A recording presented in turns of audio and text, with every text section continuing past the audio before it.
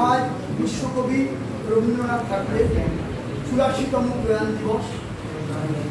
সুচয়ন একটু আগেই বলেছে তার বিভিন্ন রবীন্দ্রনাথের বিবিধ ভাষাটায় যে ব্যক্তিত্ব, ভাষাটায় যিনি তার বহুবিধ ব্যক্তিত্বের পরিস্ফুরণ আমরা দেখেছি। আমরা শুধু এইটুকু মনে রাখবো, রবীন্দ্রনাথ কোনো মৃত্যুর প্রতীক না। রবীন্দ্রনাথ মৃত্যুর মধ্যেও জীবন চেতনাকে খুঁজে পেয়েছেন। রবীন্দ্রনাথ জীবন চেতনার মুক্ত প্রতীক। তাই 22শে শ্রাবণ বা 25শে বৈশাখ ক্ষুদ্র অনুষ্ঠান তার মধ্যে থেকে আমরা জীবনের মূল্যবোধকে জানতে পারি। আজ অনেক কথা রবীন্দ্রনাথকে বলা যায়। সুচরণবাবু বলেছেন তোমাদের যে রবীন্দ্রনাথ তার ব্যক্তি জীবনে তার আত্মীয় পরিজন, বন্ধু, কন্যা, পুত্র সবাই একের পর এক ভয়ঙ্করতম মৃত্যু মুখোমুখি হয়েছিলেন। নানা রকম বিচ্ছেদে এত বেদনা, এত দুঃখ খুব কম মানুষের ব্যক্তি জীবনে পেয়েছে। বটবৃক্ষের মতো তিনি সেই সমস্ত ব্যক্তি জীবনের দুঃখবোধ থেকে উত্তরণ ঘটিয়ে এক নূতন চেতনার আলোকে তিনি উন্মীলিত করেছিলেন। শুধু ভারতকে নয়, ভারত মাতাকে নয়, বিশ্ব মানবতার কাছে তিনি মুক্তির বার্তা দিয়েছিলেন। তোমরা আজকে দেখবে যখন রাশিয়া ইউক্রেন যুদ্ধ চলছে, এদিকে ইসরায়েল প্যালেস্টাইন যুদ্ধ চলছে, তোমরা কয়েক একদিন দুদিন আগেই দেখছো বেশ কিছুদিন ধরে বাংলাদেশে বা অন্যান্য জায়গায় বিভিন্ন ধরনের অন্ধ দানবিক শক্তির অপচেষ্টা চারিদিকে চলছে।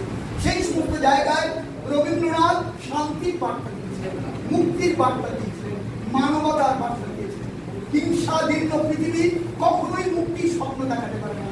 আমাদের প্রেম, ভালোবাসা, পারস্পরিক বিশ্বাস এবং বিশ্ব মানবতাবাদের উত্তরণ, সেগুলোই জীবনের জয়গান গাওয়ার মন্ত্র হিসাবে রবীন্দ্রনাথ তুলে ধরেছেন। তোমরা জানো রবীন্দ্রনাথের ব্যক্তিত্ব কত অপরিসীম ছিল। অ্যাডলফ হিটলার, দ্বিতীয় বিশ্বযুদ্ধ দ্বারা তোমরা ইতিহাস, অ্যাডলফ হিটলার যখন সারা পৃথিবীতে গণফাঁসি সহ নানা রকম গণকবর সহ সারা পৃথিবীকে তিনি মৃত্যু স্তূপে বানিয়ে দিয়েছিলেন অ্যাডলফ হিটলার।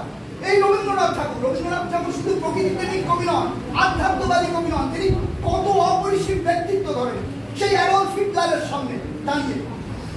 তোমরা জানো অ্যাডলফ চেকোস্লোভাকিয়ার মাটিতে দাঁড়িয়ে তিনি সেই সময় দাঁড়িয়ে তিনি হিটলারের যে ভয়ঙ্কর সাংঘাতিক একটা মৃত্যু লীলা তীব্র নিন্দা। সুতরাং তোমরা এবং তাদের সামনে দাঁড়িয়ে তিনি লেনিনকে ঈশ্বরের দূত হিসাবে বর্ণনা করেছিলেন। অ্যাডলফ হিটলারের সামনে লেনিনের নাম দেওয়া, তাকে ঈশ্বরের দূত হিসাবে বর্ণনা করা সাধারণ মানুষের তোমরা ভাবতেই পারছো না। অ্যাডলফ হিটলারের সেই ভয়ঙ্কর সেই হত্যা লীলা, সেই জায়গায় দাঁড়িয়ে রবীন্দ্রনাথ এমনই, তিনি একদিকে ছিলেন প্রকৃতি পূজারী উইলিয়াম ওয়ার্ডসওয়ার্থ সঙ্গে আমরা যাকে তুলনা করি বা বিভিন্ন কবিদের সঙ্গে, একদিকে ছিলেন বিশ্ব মানবতাবাদী, তিনি ছিলেন আমাদের স্বাধীনতা প্রেমী, তিনি ভারতকে ভালোবাসতেন। তার বিভিন্ন গান, কবিতা তোমরা জানো, প্রেমের কবি, বার্ধক্যের কবি, যৌবনের কবি, শৈশবের কবি, সহজ পাঠ থেকে শুরু করে সমস্ত কিছু রবীন্দ্র চেতনায়, রবীন্দ্র কবিতা, রবীন্দ্র সাহিত্যে, সেই ডাকঘর থেকে শুরু করে রক্তকরবী রেড অলিয়েন্ডা তোমরা জানো কিভাবে রক্তকরবীর মাধ্যমে সেই শোষক শ্রেণীর বিরুদ্ধে তিনি গর্জে উঠেছিলেন।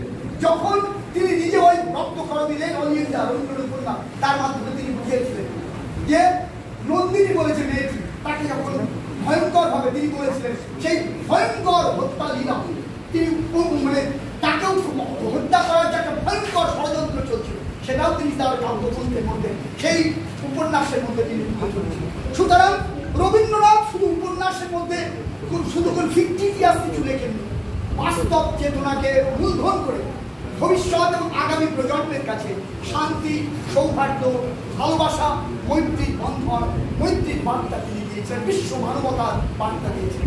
তিনি কোনো একটি শুধু ভারতের কথা লেখেননি, বাংলার কথা লিখেছেন, বিশ্ব মানবতা বলে সবাই এই যাই হোক, বেশি কথা বলবো না, আমাদের পরীক্ষা সেটা এইটুকুই বলি।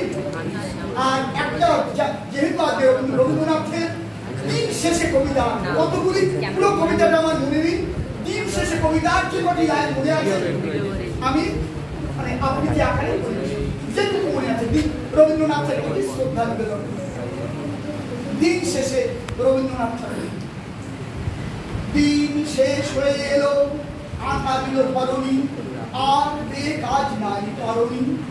ঠাকুর একালের দেশে বিদেশি নবেনু এসে তাহারই সুধানু দেশে যেমনই অমনি কথা না বলি খরা ঘট ছল ছলি নত মুখে গেল চলি তরুণী।